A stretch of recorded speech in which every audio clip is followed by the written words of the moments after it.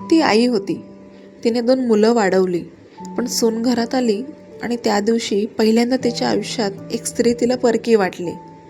सून म्हणायची, आईसारखी आहे माझी सासू. पण सासू कधीच विचारत नव्हती, तुला काय वाटतं. ही गोष्ट आहे एका आईची, जिला सून हवी होती, पण सूनचं मन कधी वाचायला शिकलीच नाही. ती खूप प्रेमळ होती. घर कसं चालतं हे तिला चांगलं माहीत होतं, कारण ती आई होती. सकाळपासून रात्रीपर्यंत सगळ्यांचा विचार तीच करायची. मुलांसाठी ती आई होती. तो थोडासा जरी उदास दिसला तरी तिला लगेच कळायचं. घरासाठी ती जीव होती. ती नसती तर घर विस्कटल्यासारखं वाटायचं. आणि मग त्या घरात सून आली. नवीन घर, नवीन लोक, मनात थोडी भीती आणि थोडी आशा. पहिल्याच दिवशी सासूने प्रेमाने म्हटलं, इथे तू माझी मुलगी आहेस. सगळ्यांच्या चेहऱ्यावर हसू आलं, पण सून फक्त हसली, कारण तिला माहीत होतं मुलगी म्हणणं सोपं असतं, पण रोज रोज समजून घेणं खूप अवघड असतं. सूनला मोठी काही नको होतं, फक्त एवढंच कोणीतरी ऐकावं, चूक झाली तर समजून घ्यावं आणि हळूहळू घरची व्हायला वेळ द्यावा. पण त्या दिवशी ते कोणीच बोललं नाही. सून रोज लवकर उठायची, सगळ्यांच्या आधी. डोळे पूर्ण उघडायच्या आधीच ती किचनमध्ये उभी असायची. चहा, भाजी, पोळी, घराची सुरुवात तिच्यापासून व्हायची. ती कामं करायची कोणी सांगायच्या आधी, कारण तिला घर टिकवायचं होतं. घरात कोणी ओरडत नव्हतं, कोणी शिव्या देत नव्हतं, कोणाचं भांडण नव्हतं. बाहेरून पाहिलं तर ते घर शांत होतं, आदर्श वाटावं असं.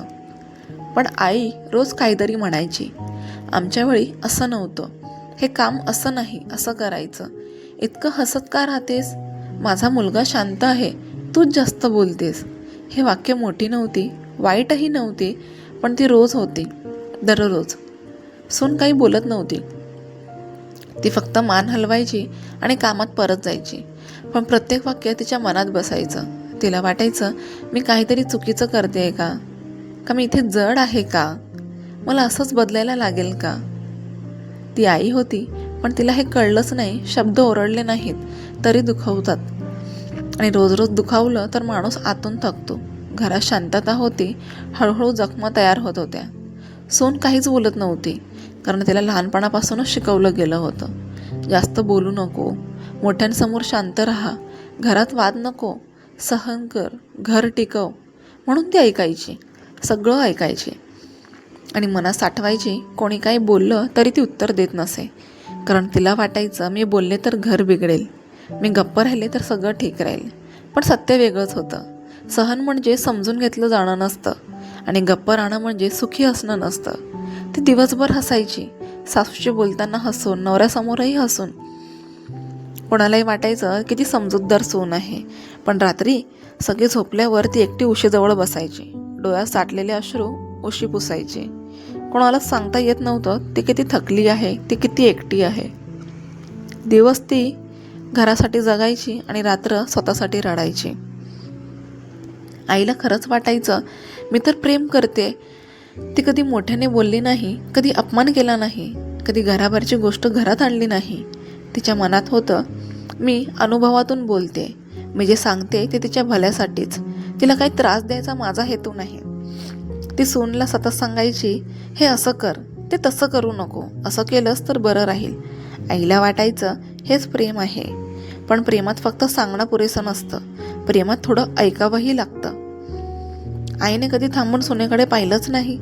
ती दमली आहे का, ती शांत का झाली, तिच्या चेहऱ्यावर हसू खरं आहे का.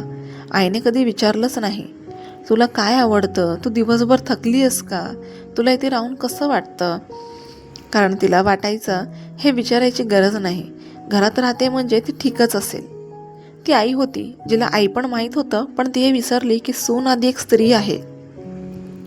तिलाही मन आहे, तिलाही थकवा आहे, तिलाही समजून घ्यायची गरज आहे. एक दिवस नेहमीसारखाच दिवस होता. सकाळ झाली, चहा झाला, घर चालू होतं. कोणालाच वाटलं नाही की आज काही बदलणार आहे. सून शांतपणे आईजवळ येऊन उभी राहिली. डोळ्यात राग नव्हता, आवाजात तक्रार नव्हती, फक्त थकवा होता. ती हळूच म्हणाली, आई मी माहेरी चालले. आई थोडी थांबली. तिला वाटलं आज नाही, उद्या येईल. ती म्हणाली, काय झालं. पण सुनेकडे उत्तर नव्हतं, कारण भांडण झालं नव्हतं, कोणी वाईट बोललं नव्हतं, कोणतं मोठं कारण नव्हतं. फक्त दररोज न समजलं जाणं होतं. दररोज गप्प राहणं होतं, दररोज स्वतःला मागे ठेवणं होतं. तो थकवा एका दिवसात आला नव्हता, तो हळूहळू साचत गेला होता. सून बॅग उचलते, घराकडे एकदा पाहते आणि निघून जाते. घर शांत होतं, पण ती शांतता पहिल्यासारखी नव्हती. तेव्हा पहिल्यांदा आईला काहीतरी चुकल्यासारखं वाटतं. तिला कळतं आपण घर सांभाळलं, नियम जपले, जबाबदाऱ्या पूर्ण केल्या, पण कुणाचं मन सांभाळायला वेळच दिला नाही. सून गेल्यानंतर घर तसंच होतं, भांडी तशीच होती, स्वयंपाक तसाच होत होता. पण आईला जाणवलं घर चालू आहे पण काहीतरी कमी आहे. सून जिथे बसायची तिथे आईचं लक्ष जायचं. तिने वापरलेली वाटी, तिचा कप सगळं बोलत होतं. आई पहिल्यांदा स्वतःशीच बोलली. मी तिला कधी थांबून विचारलं का, तू कशी आहेस, तू दमली आहेस का? तेव्हा उशीर झाला होता.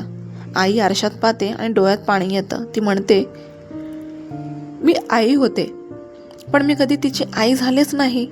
त्या दिवशी तिला कळलं, घर टिकतं नियमांवर नाही, ते टिकतं समजुतीवर.